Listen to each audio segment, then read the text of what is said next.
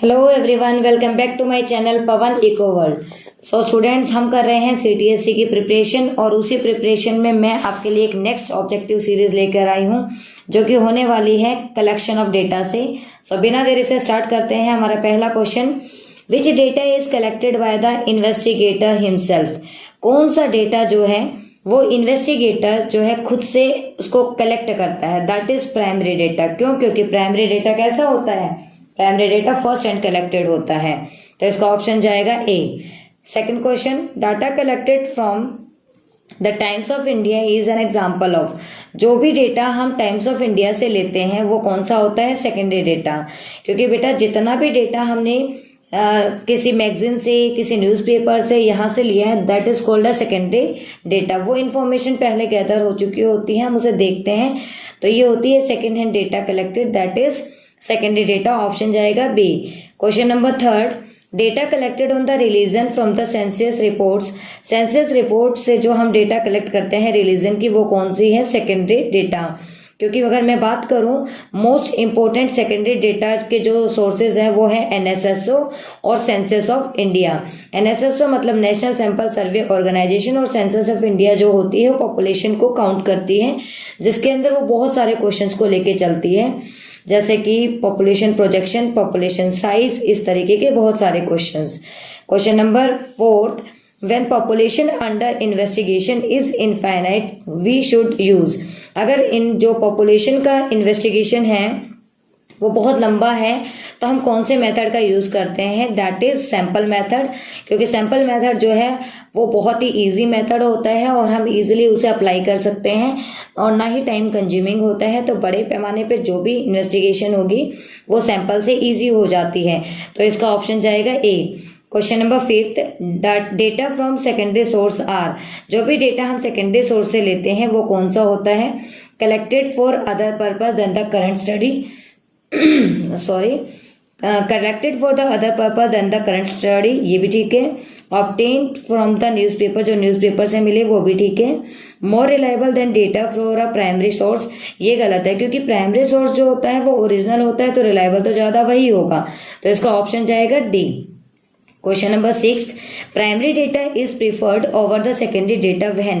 क्योंकि जो primary data होता है उसको प्रेफरेंस क्यों दी जाती है, बिकॉज वो एक्यूरेट होता है, और एक्यूरेट होने के पीछे उसकी ओरिजिनलिटी होती है, वो डेटा ओरिजिनल होते हैं, और कोई भी चीज जो ओरिजिनल है रिलायबल भी होगी और एक्यूरेट भी होगी। तो इसका ऑप्शन जाएगा B. Question number seven, the data collected on the height of a group student after recording their height with a measuring tape is called primary data, A option जाएगा। Question number 8, after every 10 years information regarding population of India is collected through census.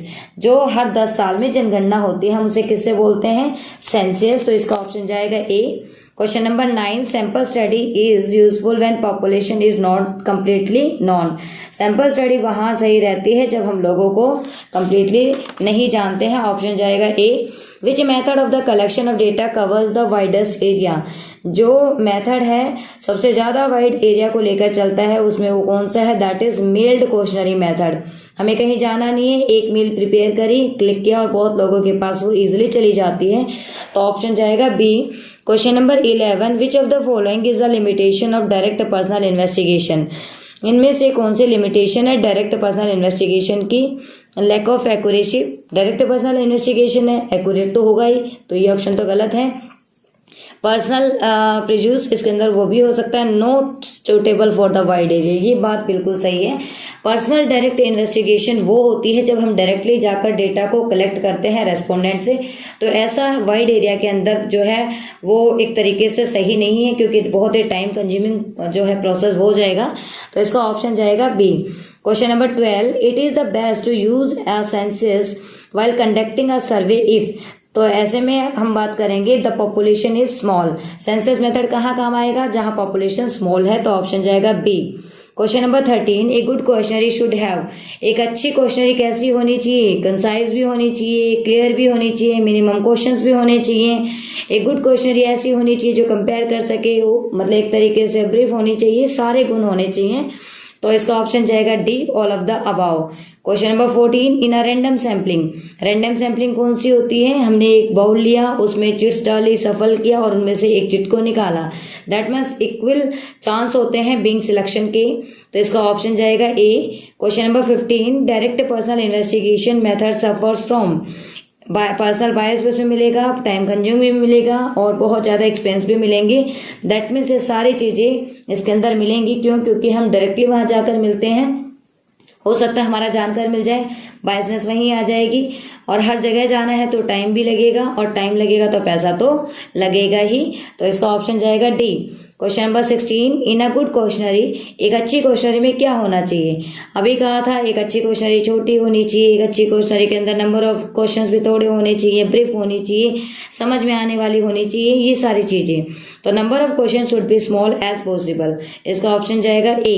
Question number 17, the quickest method to collect the primary data is telephonic interview.